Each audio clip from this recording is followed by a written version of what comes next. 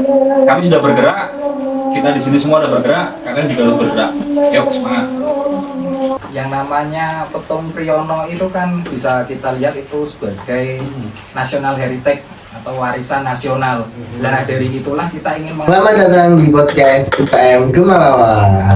Podcast UKM Gemalawa itu apa sih, Kak? Jadi Kak, nanti di podcast kali itu kita akan membahas tentang isu-isu lingkungan nih.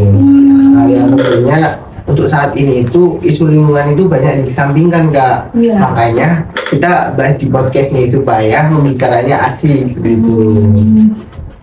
Tapi kita belum kenalan nih, Kak. Oh iya, kenalin aku Nabil. Dan aku Naswa. Oke, nanti kita akan temenin kalian di rumah bincang-bincang tentang isu-isu lingkungan yang sedang hangat di sekitar kita. Oh iya, kalau boleh tahu isu lingkungan yang akan kita bahas itu apa sih, Kak? Oke, jadi di podcast ini nanti kita akan membahas tentang hutan petung nih Kak, hutan petung Priyono. Jadi hutan petung Priyono itu salah satu hutan yang ada di kota Pekalongan, Kabupaten Pekalongan. Nah, juga kita akan membahas tentang organisasi lingkungan juga nih Kak. Oh, organisasi lingkungan. Kalau boleh tahu, nama organisasi lingkungannya itu apa, Kak? Oke, nama organisasi lingkungannya itu Rimba Dwipa nih. Jadi nanti kita akan mendatangkan dua narasumber dari Rimba Dwipa. Yang tentunya pasti lebih tahu ya, Kak, tentang Iya. tentang isu-isu lingkungannya itu. Iya betul. Nanti kita akan bincang-bincang asli, kita akan kulik lagi lebih dalam tentang isu lingkungan yang ada di Petung Priyono khususnya dengan dua narasumber itu. Apa kita panggil aja narasumbernya? Boleh, boleh. Oke, silahkan masuk Ma dan Mas Chandra. Nah ini dia. Ya silahkan Mas duduk dulu.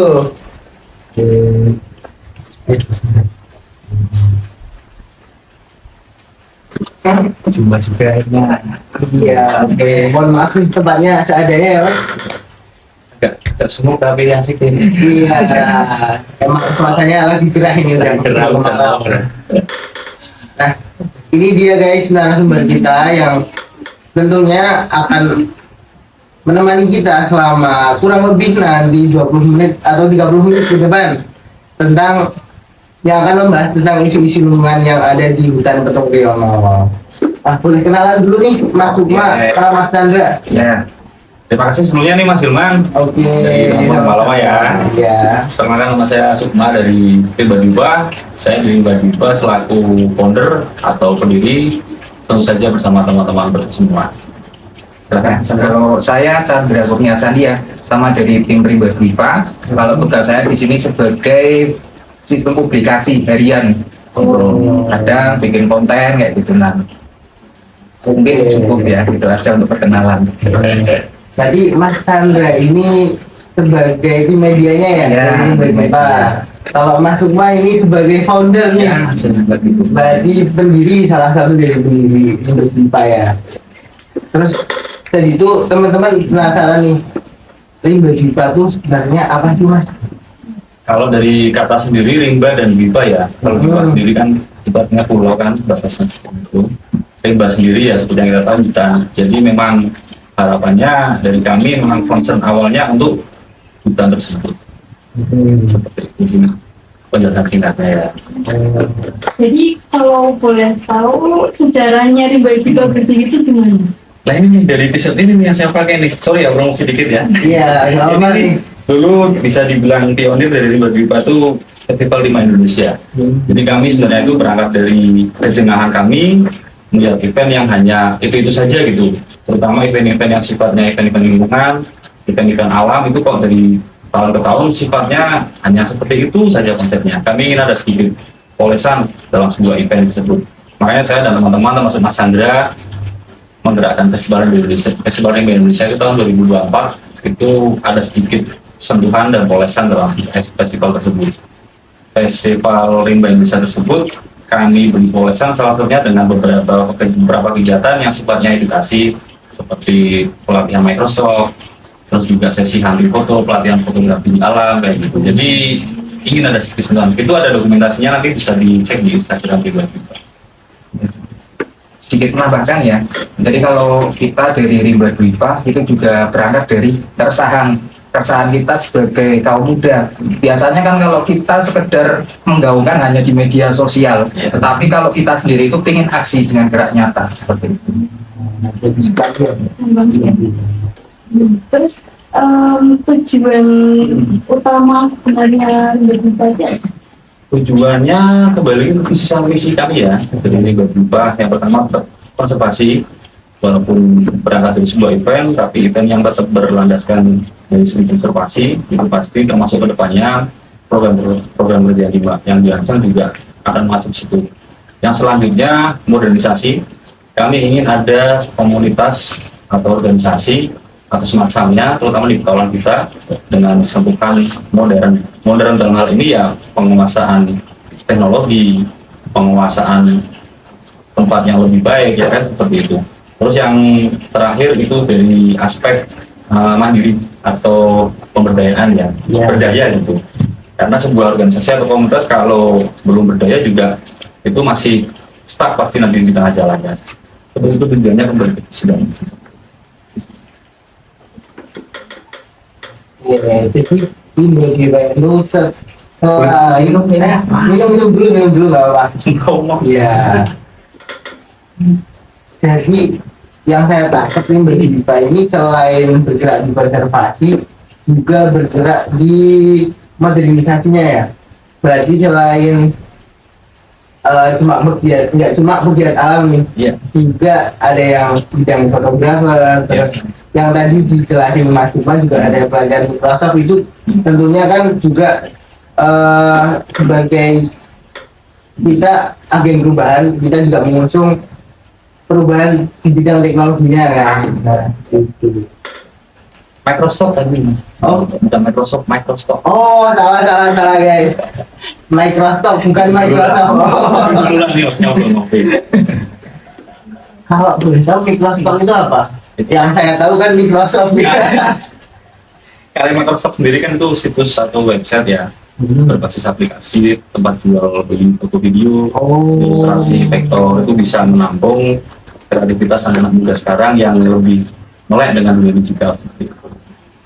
Itu salah satunya. Terus selanjutnya juga ada bidang-bidang seperti teknik marketing digital ataupun yang lain, teknik desain ataupun yang lain yang bisa kita pelajari bersama masyarakat Petumbrino dan masyarakat sekitar nanti. Jadi untuk sasaran utamanya itu emang di hutan betung sama di daerah Petumbrino. Kalau objek secara yang pemajuan UNESCO ya itu kan betul. Cuman kan kalau aspek pemberdayaan atau masyarakat Petung pada khususnya dan juga masyarakat sekitarnya pada. Tapi untuk kedepannya apakah ada kemungkinan untuk lebih melebar lagi sasarannya? Pasti lah daripada daerah Petumbrino itu sendiri. Pasti, karena memang sebenarnya kan ilmu seperti itu yang umum ya, bisa dipelajari semua orang. Jadi ya harapan kami agar semua pihak itu bisa lebih open mind, lebih terbuka untuk kolaborasi bersama. Karena kami juga terbuka sekali kolaborasi dengan berbagai pihak, sama dengan Temalawa ataupun dengan pihak-pihak. Nah, kalau boleh tahu Rimba Diva itu bisa diikuti siapa aja sih? Kalau bisa diikuti siapa saja itu hampir semua orang bisa masuk ya, karena kami kan sistem rekrutmennya ini kami belum sistem rekrutmen secara formal, artinya belum ada pendataan anggota secara resmi ataupun yang lain, tapi ini kita sistemnya pendataan atau perekrutan dengan sistem kultural. Artinya kultural di sini kita lebih tidak menekankan aspek yang formal pendataan, terus nanti pelantikan ataupun apa ya kan, kita masih mainnya non formal dulu aja aspek kulturalnya. Karena kami yakin dengan sistem yang seperti itu, terutama teman-teman dari kalangan Gen Z, milenial itu lebih senang dengan sistem yang seperti itu. Daripada perekrutan, nanti ada pelantikan, perpeloncoan, itu menurut kami sudah zamannya berbeda. Iya. Jadi kalau yang mau ikut tinggal ikut aja kan? Ya, tinggal ikut aja, kalau event tinggal ikut. Tadi tinggal DM Mas Andre aja. Ya, DM saya di pas respon. Ya, jadi teman-teman yang mau join di Diva itu open banget nih, Rimba Diva tuh sangat welcome. Silahkan DM IG-nya aja. Namanya apa IG-nya Mas? Rimba Diva juga namanya. Oh iya, kan tadi aku membahas tentang kayak masyarakat. Boleh silakan. Kenapa harus Petumbrino? Kenapa harus Petung Priyono? Iya. Gimana kalau menurut Anda? Ya, ini ya.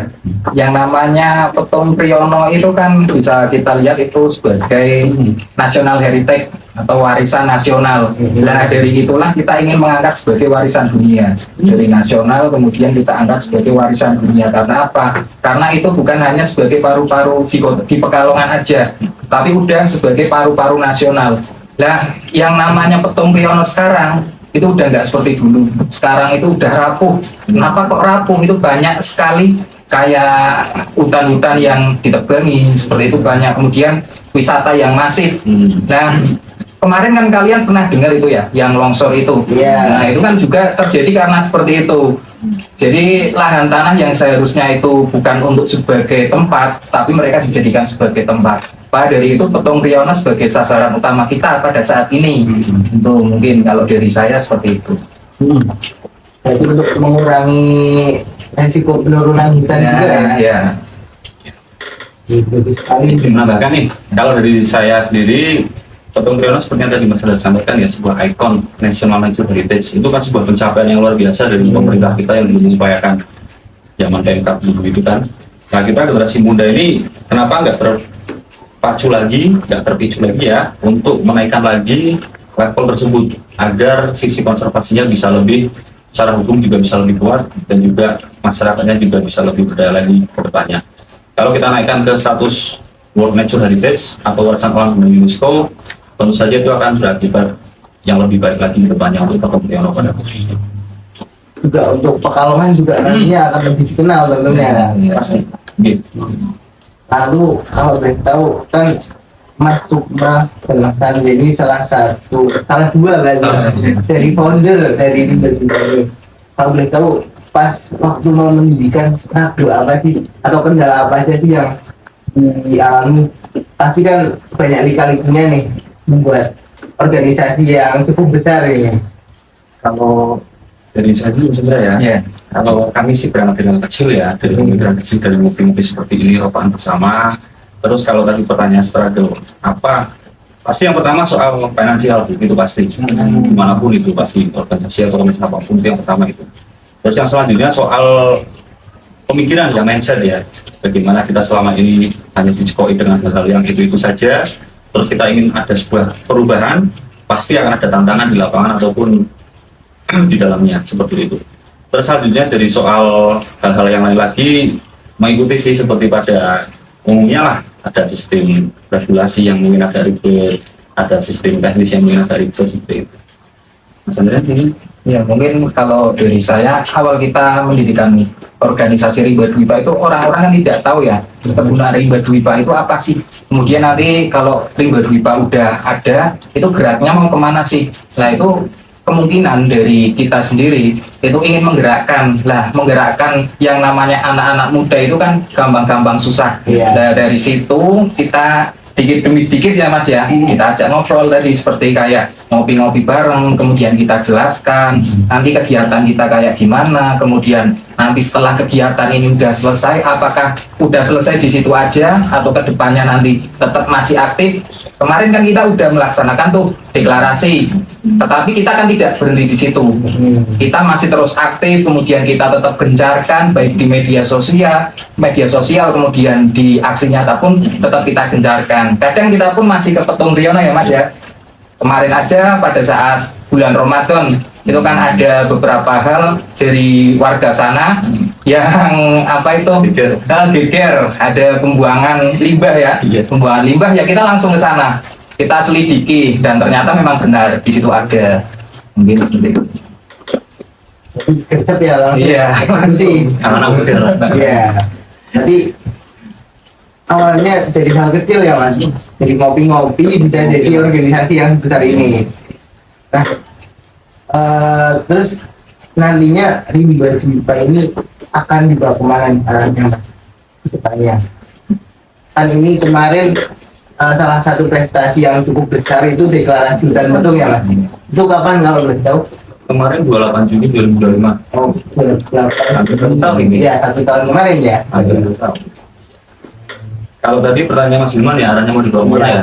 Yang pertama tetap kita ngejar legalitas.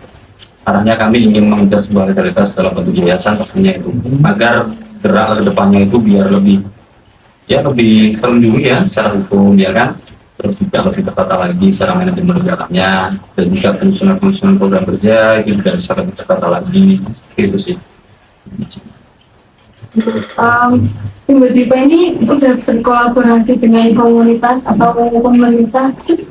Kalau itu sih udah cukup banyak alhamdulillah, karena itu deklarasi kemarin aja itu kan tentunya kolaborasi dengan Kementerian Kehutanan sama dari BPD. Terus juga ada beberapa pihak juga pastinya yang Festival di Indonesia, termasuk Kementerian Pariwisata ataupun yang lain yang alhamdulillah ya mensupport, mendukung dalam berbagai bentuk. Termasuk dengan teman-teman komunitas Sispala, Mapala, komunitas pesisir alam umum, itu juga kami sangat mendukung sekali karena mau terbuka untuk berkolaborasi dengan hal-hal seperti itu. Berarti dari pemerintah itu mendukung untuk saat ini. Sebenarnya ya politik kata kan kalau gitu lagi nih ya. Gitu lah. Cuman waktu kemarin alhamdulillah mendukung responnya, dan semoga era kepemimpinan pemerintah sekarang mendukung juga ya. Karena Ya, kebangetan kalau nggak mendukung kan. Apalagi untuk hutan kita sendiri ya. Iya. Tapi kan Mas mau dan kita tentang deklarasi hutan lindung ya. Betul. Deklarasi hutan betul. Jadi sebenarnya deklarasi hutan lindung itu apa?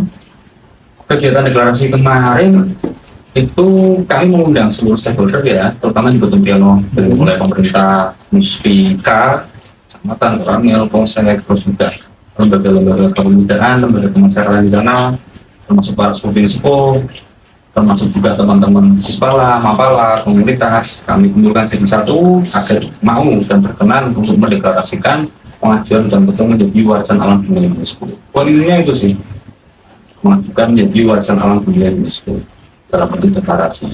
Dalam bentuk ada apa? Dalam bentuk ada kita semua. Kalau tetap kita mungkin ya. Itu sih yang kemarin itu.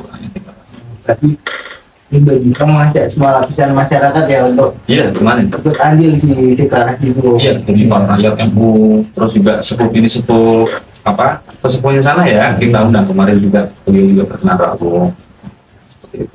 Lalu untuk progres deklarasinya itu sekarang bagaimana? Yang pertama kami tetap fokus dengan penandatanganan petisi online. Itu adalah salah satu indikasi yang akan kita bawa ke Jakarta, ke UNESCO, bahkan nanti syukur-syukur bisa ke tingkat internasional. Itu salah satu indikasi antusiasme kita selaku warga Pekalongan untuk mendeklarasikan atau mengajukan menjadi warisan alam UNESCO. Karena kalau kita nggak ada petisi seperti itu juga mereka akan lihat kita kan, wah itu warga Pekalongan katanya mau ngajuin ke UNESCO kok kayak gini aja responnya ya kan lah itu. Untuk saat ini juga petisinya penandatanganan masih belum ada 2.000 penandatanganan, dan target kami itu penandatanganannya ada 1 juta penandatangan. Itu sebuah target yang panjang dan yakinlah kita bisa nanti. Seperti itu. Kalau boleh tahu keunikan yang ada di situ itu apa sih Mas? Yang menjadi faktor pendukung supaya itu bisa menjadi warisan dunia. Oke. Saya izin jawab ya. Yang pertama soal kekayaan flora dan faunanya yang pasti yang ada di hutan Inti Petung yang bawah itu, kalau dari fauna ada owa Jawa, bahkan kemudian masih ada macan kumbang yang hitam itu juga ada alam Jawa juga.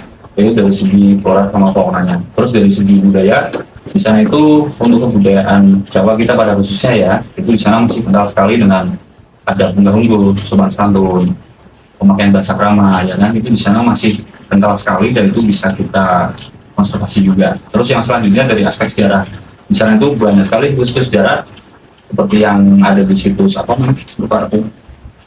Batu Gedong, terus juga ada situs Linggayuni, Nagopetala, ya kan, terus juga ada situs-situs lain yang masih tersebar di hutan-hutan tertentu ya. Dan itu perlu sekali kita identifikasi, kita dokumentasikan, kita arsipkan, kita laporkan, ya kan, dan kita lindungi pastinya. Yaitu mungkin beberapa yang seperti itu. Saudara mungkin? Ya kalau dari saya untuk keunikan Petung sendiri ya, uniknya gini, kalau hutan-hutan lain itu kebanyakan kan udah pada hilang, tapi alhamdulillahnya untuk hutan Petung Priyono sampai sekarang itu masih terjaga alami seperti itulah. Ya. Itu yang bikin uniknya, Ya.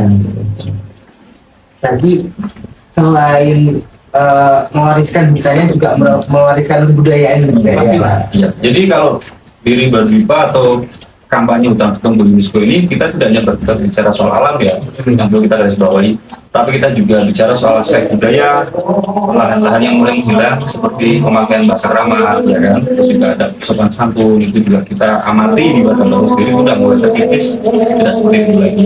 Aspek sejarah juga kita perhatikan, jadi lingkup kita tidak hanya soal alam, kalau soal kampanye hutan petung UNESCO itu. Terus tadi sempat bahas tentang apa warisan situs Ya, situs mungkin bisa jelasin situs-situs apa itu apa aja mas yang mungkin udah pernah didokumentasi sama kita. Kalau di Petung Kiro sendiri yang kami tahu ya, yang kami pahami itu di sana itu ada situs Watu Gedong yang pertama, itu yang kedua ada situs Nada Betawa, ada situs lagi yang ada di daerah Candi, Dusun Candi itu ada tapi hanya sisanya rumor sedikit saja. Karena kalau beberapa yang kami baca, literatur yang kami baca itu di sana itu memang kemungkinan dulu ada wilayah administratif atau organisasi pemerintahan setingkat kerakyatan atau kecamatan di bawah Kerajaan Mataram Kuno. Jadi dulunya itu bukan itu kerajaan. Bukan kerajaan, gitu, kecamatan, Mas Andra ya.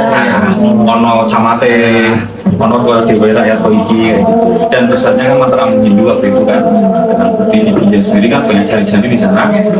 Karena juga di beberapa literatur yang kami baca ada sejarawan juga yang berteori kalau kerajaan Kalingga itu kan ada di Pekalongan dan peribadatannya ada di daerah Dieng dengan kita maksudnya dari pantai utara kita yang masuk akal sekali sih karena peradaban itu kan kalau sejarahnya dari dulu masuk ke tanah Jawa itu kan memang awalnya dari Laut Bulu berbanding dan kita letaknya di Pantura dulu masuk ke pedalaman tapi sekarang terbalik kita Pantura spis-spis ini ya tapi yang pedalaman itu nih kayak daerah Jogja Solo itu kan peradabannya malah kan seninya lebih keren ya kan dari itu. Terus untuk situsnya lagi, tapi saya lagi mas sorry. Kalau dari apa itu pembicaraan kami dengan warga sana, dengan para sebagian Sekoliko itu ada beberapa situs yang masih ada di hutan-hutan petung masih ada dan belum teridentifikasi, belum terdokumentasikan, belum dilaporkan dan itu memang sangat disayangkan ya. Semoga kedepannya kita bisa kolaborasi bareng karena juga teman-teman pemalawan kita alam harus paham juga sejarah, harus tahu juga sejarah, harus sudah juga sejarah. Nanti mungkin kita bisa eksplor lagi ya. Mungkin sih bawa ke hutan nanti mana sama. Itu kan tadi flora fauna itu berarti masih banyak di sana kayak anak Jawa gitu. Masih ada sih beberapa anak-anak Jawa itu masih ada. Terus juga beberapa satwa yang langka itu juga masih ada dan sisa-sisanya masih ada di sana juga. Untuk data yang lebih lengkapnya lagi kita bisa cek mungkin nanti di websitenya Perhutani atau mungkin di websitenya Kementerian Kehutanan itu ada beberapa data terkait jumlah populasi ataupun sebaran lingkup dari fauna tersebut. Faunanya itu apa aja? Kalau di sana masih ada beberapa kayu tanaman pohon yang langka, saya sendiri tak lupa namanya maaf, tapi ada juga beberapa yang unik ya seperti kopi, komunitas kopi ini kan juga kopi Arabica Petung itu termasuk yang khas kan. Kalau ini Pak itu juga mendukung UMKM sendiri nggak? Kan ada komunitas kopi nih yang dari Petung kan, jadi yang paling berjumpa lakukan buat kolaborasi sama UMKM itu seperti apa? Untuk sampai hari ini kita belum ada bentuk nyata konkret kegiatan kolaborasi seperti apa dengan UMKM, tapi kami sudah ada gambaran ke depannya master plan-nya seperti apa. Dan harapan kami agar UMKM yang ada di Petung Priyono ataupun daerah lain juga terbuka dengan kami, dengan teman-teman semua agar bisa berkolaborasi dengan baik. Oke, berarti udah ada planning depannya nih mau menjadi UMKM sana juga. Masuk ke visi tadi yang budaya. Oke, ya. Dulu dong. Ini kopi Petung bukan? Bukan. Ya. Jadi besok minta bawain aja yang sudah. Boleh. Nanti kita kontak teman-teman di Petung ya.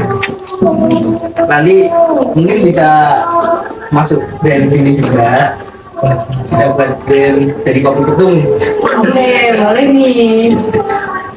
Kan tadi udah dijelasin banyak ya mas, mulai dari menuju pipe apa, terus Petung Priyono, Semati Clara Sultan Petung. Nah itu harapannya dari tinggal di Pak itu apa ke depannya buat kita? Nah, Ya, kalau untuk saya sendiri ya, untuk harapan itu sebenarnya banyak sekali ya. Nah, kalau saya tampung dari masukan teman-teman juga, kemudian dari saya sendiri, harapannya ya, yang paling utama yang kita tuju sasaran utama adalah menjaga hutan petung Riyono itu sendiri. Ya, kalau semisal hutan ini nggak ada yang jaga, nanti siapa? Kemudian kalau semisal hutan itu sendiri rusak, nanti masa depan kita itu gimana? Nah, dari sini kita gerak, kemudian kita realisasikan tadi dengan cara deklarasi, kemudian juga dengan cara banyak sekali aksi-aksi nyata yang udah kita lakukan semua. Itu ya semoga nanti ke depannya hutan petung Riyono itu masih tetap terjaga alamnya, kemudian juga baik dari flora fauna juga masih ada. Kan kalau semisal ini nih anak cucu kita atau adik kita sendiri tuh tidak tahu yang namanya owa Jawa itu seperti apa. Nah itu kan bahaya, sayang sekali nggak ada. Kita nggak bisa lihat secara langsung. Nah kalau seperti itu, kalau kita udah jaga dari hal-hal kecil lah, dari hal-hal kecil aja udah kita jaga, nanti yang besar itu pasti akan juga mengikutinya. Mungkin kalau dari saya harapannya seperti itu. Dari Mas Sukmas sendiri. Kalau harapan saya sih agar semua komunitas, organisasi, masyarakat Pekalongan lebih terbuka lagi, lebih open lagi, lebih mau greget lagi bersama untuk mengajukan Petung menjadi warisan alam dunia UNESCO. Karena ini bukan hanya misi kami ya, kita di sini semua, tapi juga misi kalian semua yang ada di rumah dan juga misi anak cucu kita nanti. Misalkan generasi kita ini belum bisa mengebolkan hutan Petung menjadi warisan alam dunia UNESCO, tugasnya anak cucu kita nanti yang harus mengebolkan. Dan biar anak cucu kita nanti akan melihat rekam jejak kita semua nih para bapak ibu dulu bagaimana, dan kalian anak cucu nanti harus lebih hebat dari kami. Ini seperti itu sih. Oke, itu dia. Misalnya susu ya, buat Pak. Nanti masih lama. Jadi masuk dulu yang udahin, nanti kalian yang lanjutin. Gitu. Mas Hilman dan semuanya juga bareng-bareng. Oke, nanti kita bareng-bareng usahain supaya deklarasi hutan Petung itu bisa cepat terwujud. Ya. Jadi nanti mau teman-teman yang mau ikut petisi masih buka ya sampai sekarang ya Mas? Masih open. Nanti kita cantumin di deskripsi. Buat kalian yang mau ikut petisi nanti buka aja di deskripsi.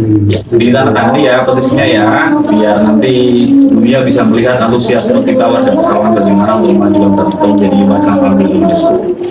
jadi harapan untuk anak muda itu mengenalkan ya, kita tuh mengenalkan ke masyarakat sekitar bahwa ini tuh ada tempat yang bagus banget. Iya, Sekaligus juga mengajak untuk menjaga ya kan, seperti itu, dan membuat kita warga Pekalongan semakin bangga. Dan hanya Pekalongan mungkin ya, Batang, Pemalang, kita bicara Pantura lah, karena oksigen kan juga dari sana juga kan nanti menyebar oksigen. Nah teman-teman udah nggak kerasa nih kita ada beberapa menit ya tadi Iya, ngobrol-ngobrol 30 menit kan kayaknya. Nah dari Mas Sukmas sama Mas Chandra 3 kata untuk Petung Riyono apa Mas? Mas diri dulu sadar dulu. Oh ya. Supo ya. Oh ya, boleh ya. Oh ya, memang saya berarti. Memang saya. Sebenarnya kalau petung itu nggak bisa dijelaskan dengan hanya kata-kata ya Mas ya. Tapi untuk 3 kata sendiri yang pasti alami ya. Alami, kemudian asri, dan yang paling penting itu berharga. Berharga, betul sekali. Kalau dari saya sih mungkin bukan 3 kata ya, maaf ya, tapi ini sedikit ada himbauan lagi atau kata-kata motivasi lagi. Bebas ya berapa kata? Bebas ya berapa kata aja, tapi ini sedikit aja sih kan udah mungkin juga. Kami sudah bergerak, kita di sini semua udah bergerak, kalian juga harus bergerak. Yuk semangat. Oke, istilahnya kita bergerak bareng buat wujudin hutan Petung supaya tetap terjaga nantinya. Oke Mas, terima kasih sudah datang di podcast Malawa. Nanti mungkin kita bisa bincang-bincang lagi di lain Siap. waktu. Siap. Nanti ke Petung bareng-bareng. Oke, nanti kita jalan-jalan ke Petung. Nanti kita nge-vlog bareng aja ke Petung. Boleh, musuh-musuh.